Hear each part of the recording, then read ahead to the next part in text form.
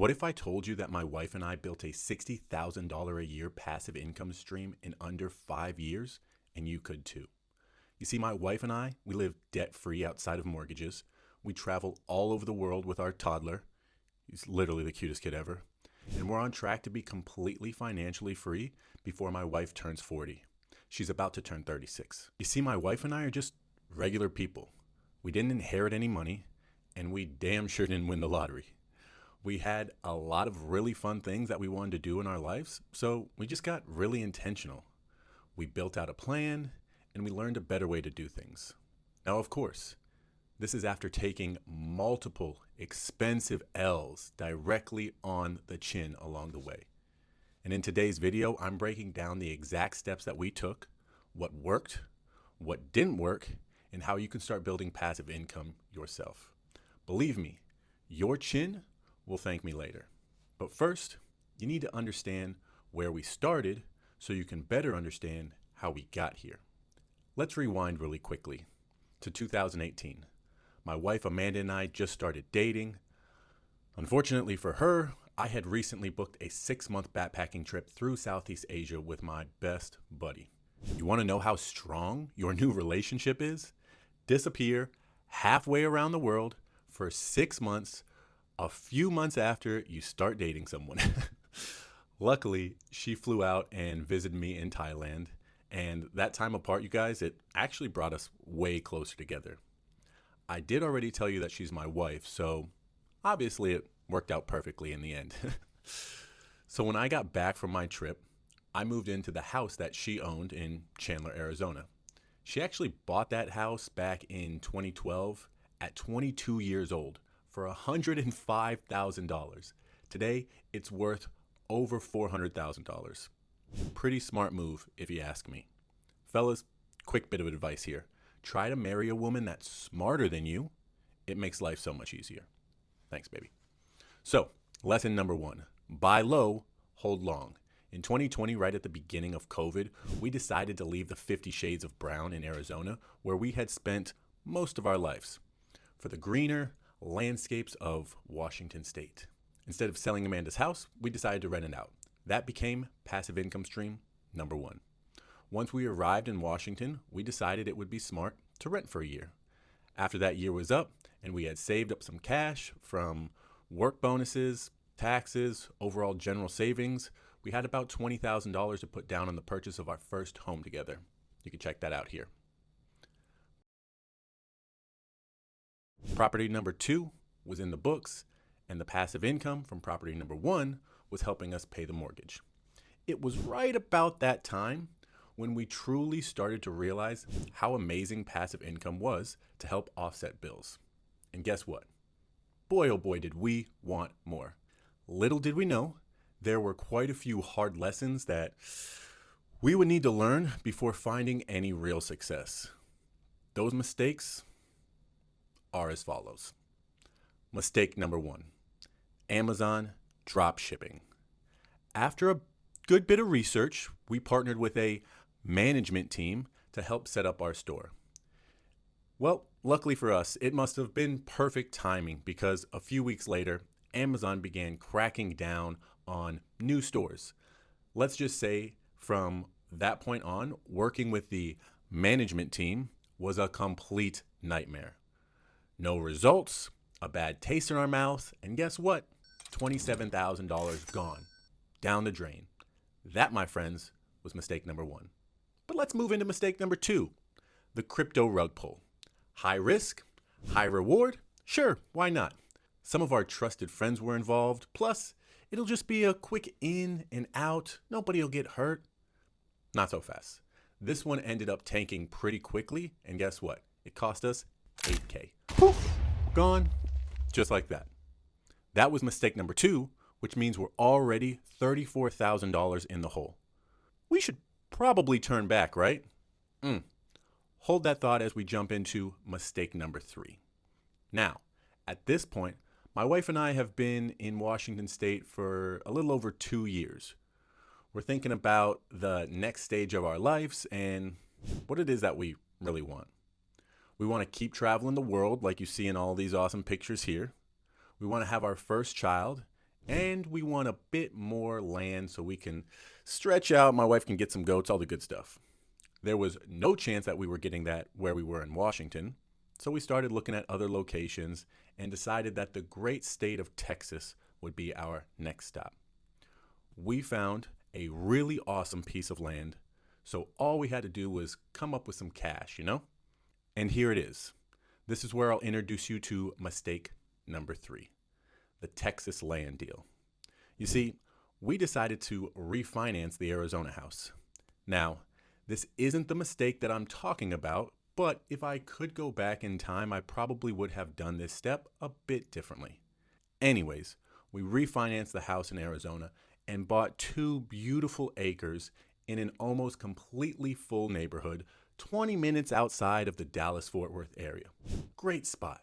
The plan was to build our dream home along with our family, and yeah, guess what? Things change, right? After some long nights and deep conversations with my wife about what we really wanted for ourselves and our future kids, we came to the wild conclusion that Texas wasn't for us, but instead, we wanted to move to Playa del Carmen, Mexico. We wanted to cut our cost of living, and we wanted to start building our family abroad like the world travelers we are. Probably shouldn't have bought that land though, huh? Well, it took us about 1.5 years to sell our land after making our decision, and during that time, wouldn't you know it, we made our last and final mistake. I'll touch on that in just a second. But first, to wrap up mistake number 3 and put a price tag on it, we ended up losing $20,000 on the sale of that land when everything was said and done. But I've got to be honest, by the time that the land finally sold, we had been living in Mexico for almost 1 year. My wife was set to have our first child the following month, as you could see us celebrating. And we were just happy for it all to be over and essentially just have the cash back in our pockets. Total debt from the mistakes thus far, $54,000. Total passive income from renting out both the Arizona and the Washington houses, $1,300 a month.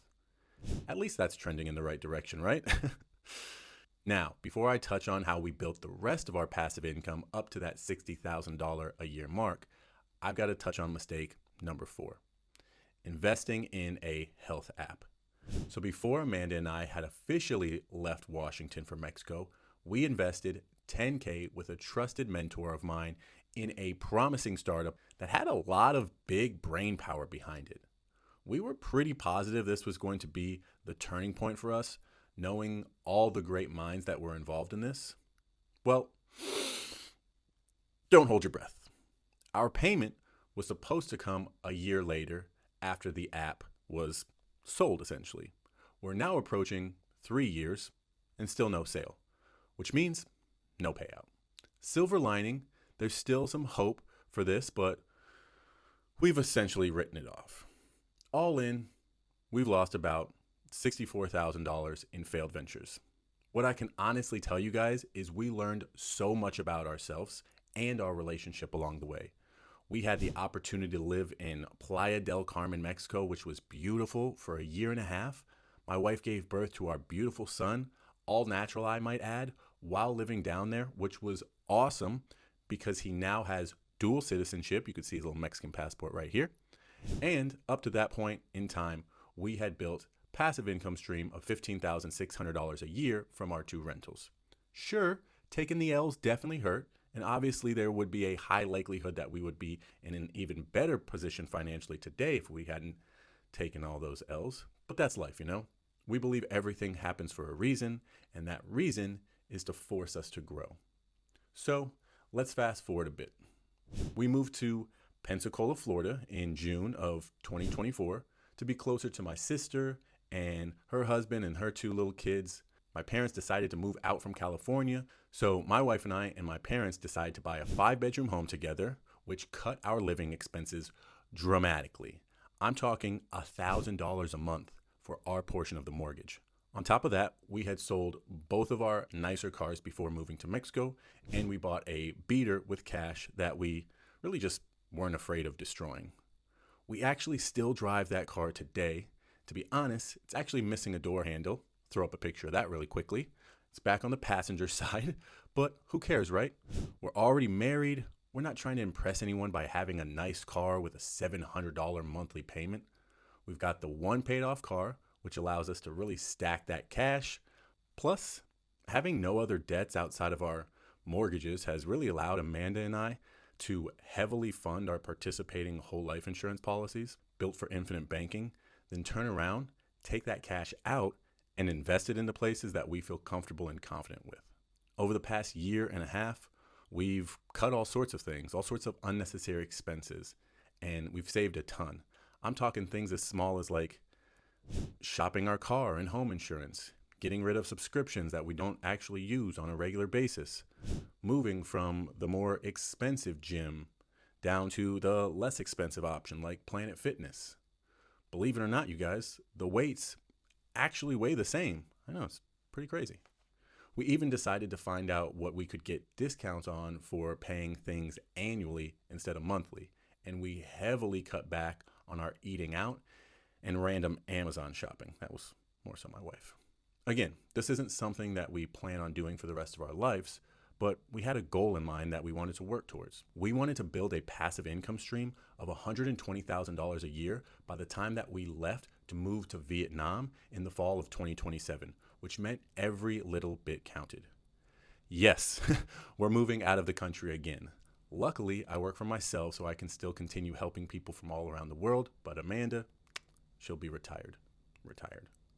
So let's look at where we currently are at financially 2 years out from our move overseas. We've built $1,300 a month of passive income from the 2 rental properties that we own. Check, we've already got that. That's passive income stream number 1. We invested $65,000 into fixed income promissory notes. That pays us 15% a year or $812 a month. It's completely hands off and came highly referred to us after multiple of my associates have been involved for the past few years now. That's passive income stream number 2. We're also in business with some gentlemen who have contracts with FedEx to run long-haul semi-truck delivery routes. For me, this one was an easy sell because I used to work for FedEx as a driver for a few years back when we lived in Washington, so I had a really strong understanding of how the logistics side of things function. You make things better, you get paid more. So far, we've invested $100,000 into this deal and it pays us 24% a year with the potential for a bonus during the high season. I'm talking Christmas time when everybody's ordering stuff, you know? We get paid $3,000 every 45 days, and this is also completely hands-off. That's passive income stream number 3. I've also built up my financial education business, helping clients go through what I like to refer to as the legacy lifestyle process to help them create some clarity around building financial freedom and setting up their family for generations to come by completing our 4-step process. As of right now, that pays me approximately $1,000 a month passively. That's passive income stream number 4. On top of that, we have multiple properly structured whole life insurance policies built for infinite banking. I already mentioned that, but those essentially have an ever-increasing amount of cash value growing inside them each and every day. Now, we don't really account for those numbers, but if you want to be technical, that's passive income stream number 5. We also have a few other insurance-style products that have cash value in them, around $12K, give or take, and we use that kind of like a safety net. And last, but certainly not least, my wife has a $60,000 annuity that we ended up rolling her old 401k into, which is obviously something we won't touch until later in life, but it will provide us a guaranteed pension-like income for the rest of our lives, along with, kind of whatever else we've built up at that time. Now, you might be asking yourselves, Sean, where the hell did all this money come from? Well, we were able to access the money for those investments through a combination of savings, we're pretty good at saving, our land sale, and home equity. Again, the more you know and the clearer your goal is, the higher chance you have of achieving it. It's all about leverage, you guys, and there's a ton of ways to leverage your situation. I believe the reason that we got to where we are today is because we weren't afraid to try and fail, but more importantly, learn. Not everything is going to go right, and you shouldn't expect it to. But we found that the more that we dedicated ourselves to learning about how money actually works and how the wealthy were taking advantage of taxes and OPM, other people's money, the better off that we would end up becoming financially, as long as we were just willing to implement what we had learned.